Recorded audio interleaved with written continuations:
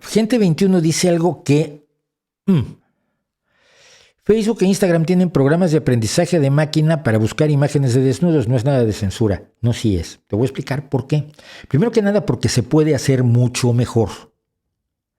Y no se invierte en eso lo que se invierte en, por ejemplo, hacer publicidad con la derecha. 2. Cuando se denuncia que tu inteligencia, tu programa de inteligencia artificial, tu algoritmo está mal escrito y metió la pata, lo que haces es corregirlo, no subirte a tu motocicleta y salir corriendo.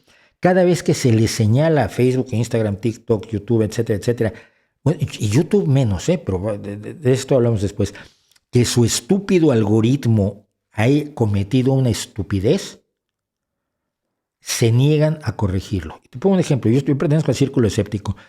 Constantemente nos bloquean publicaciones, pues son publicaciones de tonterías que tienes que publicar para poderlas discutir, ¿no? Se dice que el dióxido de cloro cura esto, y entonces Facebook te dice, esto es mentira. Sí, ya sé que es mentira, pero mira el contexto. Y yo le escribo a Facebook diciéndole, no, es que nosotros publicamos esto no para difundirlo, sino precisamente para criticarlo, para analizarlo, porque en nuestra asociación pues hay gente de distintas profesiones, de distintas actividades, tal. Ni una sola vez nos ha desbloqueado una de esas publicaciones. Entonces, sí es culpa de ellos. Y ve lo que se ha denunciado de Facebook de cómo desmontó los sistemas que tenía, por ejemplo, para parar las comunicaciones de derecha, porque tenía muy buenos sistemas, mucho mejores de los que usa para detectar desnudos.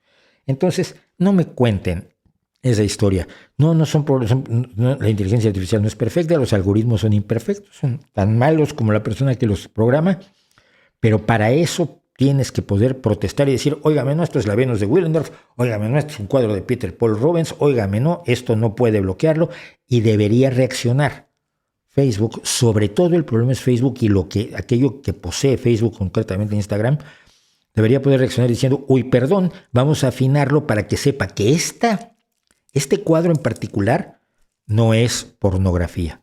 Pero no lo hacen. ¿Y cuánto costaría hacerlo? Bastante poco, además.